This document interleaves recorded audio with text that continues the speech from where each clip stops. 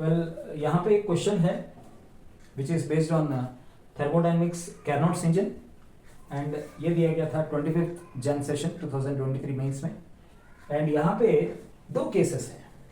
पहला केस ये है कि ये जो कैरनॉट्स इंजन है इसका efficiency 50% and source temperature is 600 kelvin and he is saying that in this scenario अगर हमें एफिशिएंसी को 70% तक बढ़ाना है without changing the sink temperature, what must be the source temperature?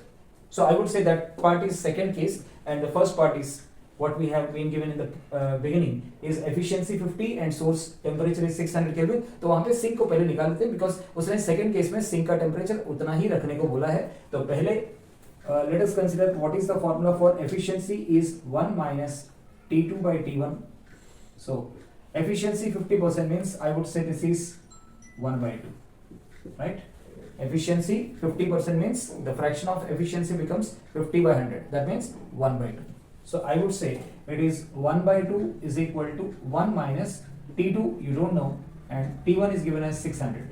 So it becomes T2 by 600 is equal to 1 by 2. So obviously I will say T2 is equal to 300 Kelvin. तो ये पता चल गया कि हमारे सिंक का temperature कितना है। ठीक है, सो अब इसका टेम्परेचर 300 केल्विन है। ठीक है, and let us come to the second case now. उसने ये बोला है कि बिना चेंज किए सिंक का टेम्परेचर अगर इस इंजन का एफिशिएंसी 70% तक बढ़ाना है तो अब मुझे सोर्स का टेम्परेचर कितना होना चाहिए। ठीक है, तो ऑब्वियसली यू अंडरस्टैंड कि अगर एफिशिएंसी हीट इंजन का बढ़ाना है तो जस्ट ये दिमाग में रख के चलो कि या तो सोर्स का टेम्परेचर बढ़ाना है या तो सिंक का टेम्परेचर घटाना है। Please keep it in mind.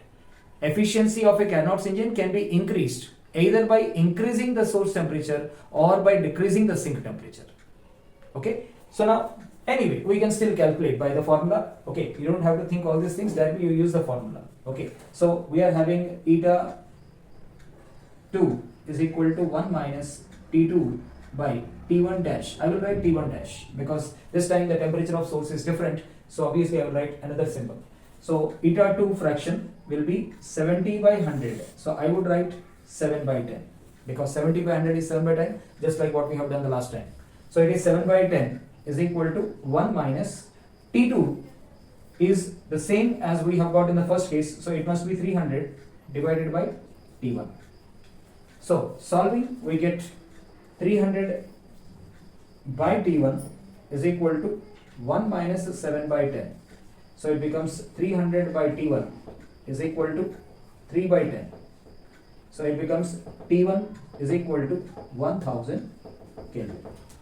So quite obviously we understand that if the temperature of source which was earlier 600 Kelvin, if I increase it to 1000 Kelvin, the efficiency of the heat engine would increase from 50 to 70%.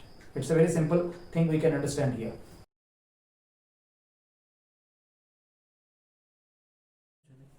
He is giving the symbols gamma 1 as ratio of specific heats for monoatomic and gamma 2 as ratio of specific heats for diatomic, and this was given in 24th Jan session. Okay, and he was asking about what is the ratio of gamma 1 and gamma 2. Okay, so for all such questions just you understand whenever he is asking the ratio of specific heats, simply you consider the ratio is gamma is equal to 1 plus 2 by f, where f is the number of degrees of freedom. Okay, so you must note that the degrees of freedom will be 3 for mono and it will be 5 for di and it will be 6 for poly. Okay, so now coming to the first case, it was mono, so I would say gamma 1 would be 1 plus 2 by 3, it becomes 5 by 3, and gamma 2 is 1 plus 2 by 5, it becomes 7 by 5. So obviously gamma 1 by gamma 2 will be 5 by 3 into 5 by 7, so it becomes 25 by 21, right?